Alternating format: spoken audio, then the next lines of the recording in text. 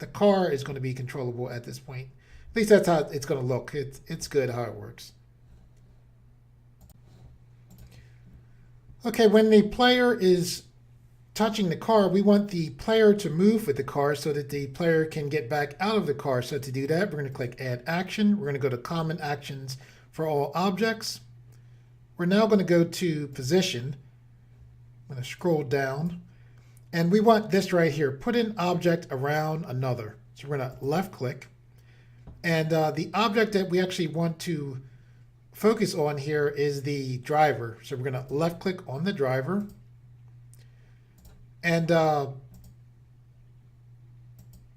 we're just going to click OK here. As that is saying that just because I clicked here, I believe, pretty sure. I'm going to click OK. And what should happen now is, we're going to try to preview and see. We should be able to walk up to the car and then press D. Excellent. So now the car is drivable. So I'm going to close this window here.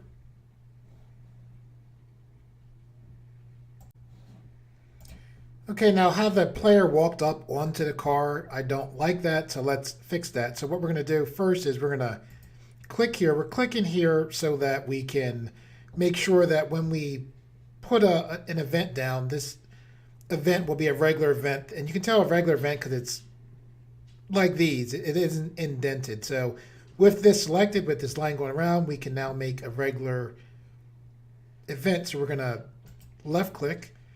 For this event, we're going to not put a condition there. We're just going to go to Add Action. So we're going to left click on Add Action. We're going to go to Common Action for all objects. We're going to go down to Position. And we are looking for Separate two objects. So we're going to left click on this. This is important in the order that things go in. For this, we want the driver to be in the first position. There's two positions. We want the car, which is named Player, in the second condition. The reason why we want this, that these things in this order, whatever is on top will be movable. And whatever's on the bottom will not be movable as far as these objects colliding into each other. So you want the driver to be on the top and the car to be on the bottom. So now we're going to left click on OK.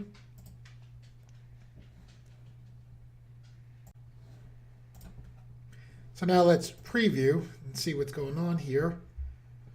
Okay, so now you see that our character doesn't go over top of the car, but it's too far. So we can deal with that fairly easily. We're going to click the X button to come out of here.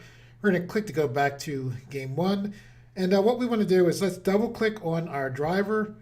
And then we're going to focus on where we see this edit hitboxes. We're going to left click here. And what we're going to do is see where we see this thing that says use a custom collision mask. We're going to left click there. We're then going to click this plus button here. Now when we did that, we have this shape with these four circles on it. And what this is lets us make a custom hitbox. So what we want to do is take these circles and spread them out, but not too much. Because this is basically controlling how Gdevelop is going to work with our character as far as collisions. That looks good to me. We're going to left click on Close, and then we're going to left click on Apply. So now that character's hitbox is different. Now we need to do this to the car. So we're going to double click on the car. We're going to scroll all the way to the bottom, past all of these angles that are set up. And the same thing, we're going to go to Edit Hitboxes. We can see how big the hitbox is right here. I'm going to scroll this down. I'm going to select Use a Custom Collision Mask. Like before, we don't see anything yet because we have to click this plus to the right. Now we see there's the collision mask that's going to work with our hitbox. What we want to do is pull these dots out so that this is a little past the front of the car. And then we want to make this so that this goes out wide enough to cover up our tires and as well as the back of the car.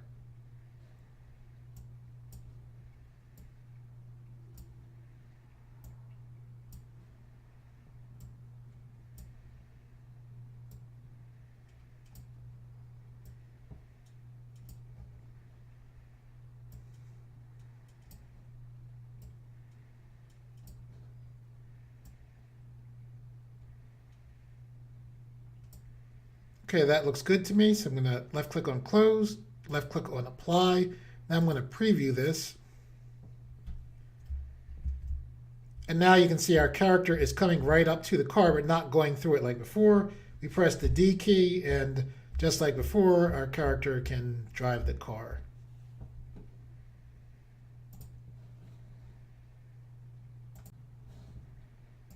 Okay, we're going to click back on Game 1 events. We're almost through this. Now we need to make it so that the player can get out of the car. So what we're going to do is we're going to make sure that we're clicked on this event. So we have this blue outline going around this event. And the reason why we do that is so that when we click this add new event, that this comes out all the way to the edge. So what we need to do is have a key for the character. We need to have a key that we can press so the character can come out of the car. So we're going to left click on add condition. We're going to select keyboard. We're going to scroll down. We're going to go to key pressed, left click there. And then I'm going to choose the A key. So this is a little a. I'm going to left click here just to get that menu to go away. I'm going to then select OK. Okay, and now we need to show the player. So we're going to go to add action. We're going to go to common actions for all, visibility, and then left click on show. And then we're going to left click on driver. Then we're going to left click on OK. So we're saying, look, when the A key is pressed, show the object driver. And that's what we want. Okay, and we need to basically, when the driver pops up again, we need to turn off the behavior for the car. So we're going to click add action. We're going to go to common action for all objects, behaviors, D/activated behavior. And then this is the player. So we're going to left click on player. And we want the car to be deactivated, so we're going to click no. And now we're going to click OK.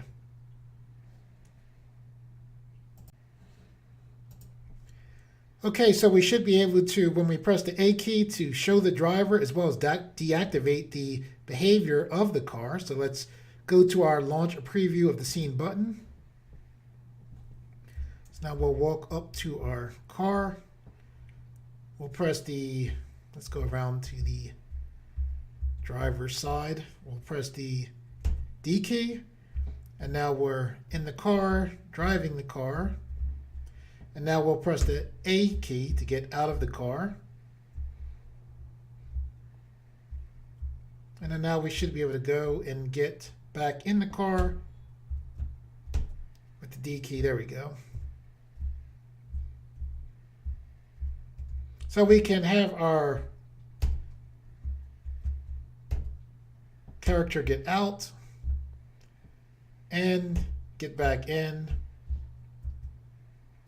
In Gdevelop, I'm sure there's multiple ways to do this. This is my particular way of doing it.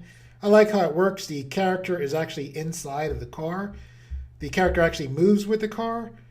So yeah, I like how this turns out. If you guys have anything to add to this or suggestions to make this better, let me know. Okay, guys, that's it for the tutorial. I hope you enjoyed this tutorial. I hope you learned something. If you like this tutorial, please like this tutorial. Give it a like. Also share it with your friends. And if you like the videos in this channel, you would like to see more, please subscribe, and thank you for viewing.